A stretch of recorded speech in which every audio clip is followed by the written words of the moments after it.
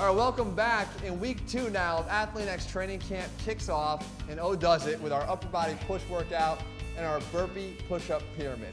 So what are we doing here? We're gonna combine one of the tougher sort of total body conditioning exercises, our burpee, with our push-up, and we're gonna do them in a pyramid structure. So we're gonna do 8 push-ups, 6 push-ups, 4, and then 2, each one interspersed with a burpee. It's gonna look like this, 3 times through. So we come down, we go through our push-ups, 4, 8, come up, jump, straight back down, and go 6. Feet in, jump up, straight down, 4, up, and then straight down, 1, 2. Okay, first set. Again, 60 seconds rest. Do it all over again, 2 more times. Next, we move over alternating dumbbell incline bench. We're gonna grab our dumbbells, head over to an incline bench. I think the key here is setting this thing up to about a 30-degree incline. You don't want to be way up high because the more you get to vertical, the more shoulder work you're doing. Right? If you're straight up here, you're working your shoulders. So the more you start to lean back, it starts to shift the focus of the exercise lower and lower and lower down onto the chest. So when you're going flat bench press, you're pretty much working down the midline. So every degree between flat and totally straight up works somewhere between the mid and shoulder area. So at around 30 degrees, you're basically looking at the best targeted area towards the upper chest. We're going again with the alternate dumbbell, right? So the alternating drop down here and then back up.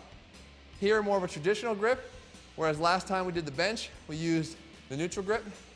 And again, the tendency, once I start to load these dumbbells up and start using like 70s or 80s, it's gonna wanna pull me right off the bench here unless I use my core and contract it on that left-hand side to hold me back and stabilize.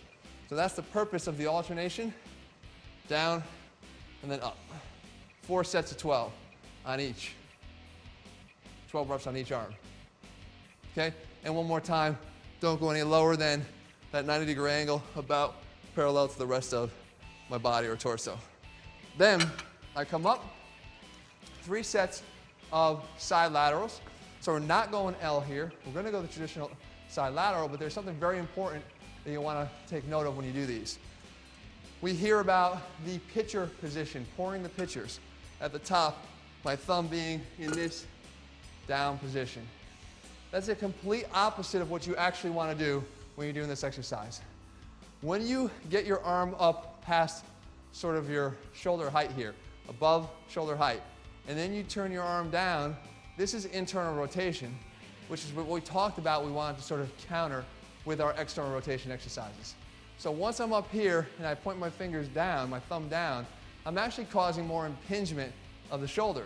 So if you're the kind of guy that's been doing side laterals for years and years and years, you're really, while you may be building up the deltoid, you're contributing to a worse and worse problem in your shoulder, the imbalance between deltoid strength and rotator cuff. So you don't want to do this, you actually want to do the complete opposite, and that is turn your thumb up a little bit, which would look like this. Here, and then slightly up at the top. Here they're down flat, up at the top, they're turned up a little bit towards the sky. And again, you never just want to drop the weight straight down. You want to control it. Next, we head over to our tubing. Again, if you're in the gym, for all these exercises, if you're in the gym, this is a cable movement. You don't need to use tubing. Matter of fact, a lot of people will say that they don't have tubing at their gyms. That's perfectly fine. You use your cable machine. You can load it up with a lot of weight and push yourself. All these things. I want to make this so that you can do it anywhere with no excuses. And with a piece of inexpensive tubing, you can get this stuff done for less than 10 bucks. So the tubing tricep kickback, it's anchored in here, elbows are back, lean forward, butt out, kick it straight back behind you. I like to use that false grip again, that empty grip, because I don't want to feel like I'm using my forearm to curl. I just want to push it straight back and keep my elbows in tight to my sides, just like that. okay? We go 3 sets of 10 to 12. Again, just because you're using tubing doesn't mean you can't go to failure. Use a heavy enough resistance where you can wear those triceps out by the time you get to 10 to 12. And then lastly, you're gonna flip it around, tubing tricep push-aways. We get right inside. Now we're gonna work sort of the stretch position of the triceps by getting up tall here, taking a step out, getting our elbows pointed up, sort of at the horizon, and then extending the arm straight up overhead. So you can see in this back position here, I have a good stretch on my triceps, and then I'm gonna extend straight out. 3 sets of 12 on these. Now if you really wanna make it challenging, put your feet together and do the same thing. Now you really have to work your core, because I don't have the advantage of that wide stance here for that broad and base of support. That's it. So another upper body push workout in the books. We know Tuesday, Thursday is our conditioning workouts. So we're coming back tomorrow, come back Thursday, and spread out that weight training with a day off in between of athlete burst training.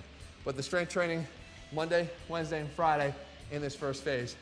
So I'll see you guys back here tomorrow. Remember, eat well, rest up, get yourself ready. What you do once you leave the gym is just as important as what you do in it. I'll see you guys back here tomorrow.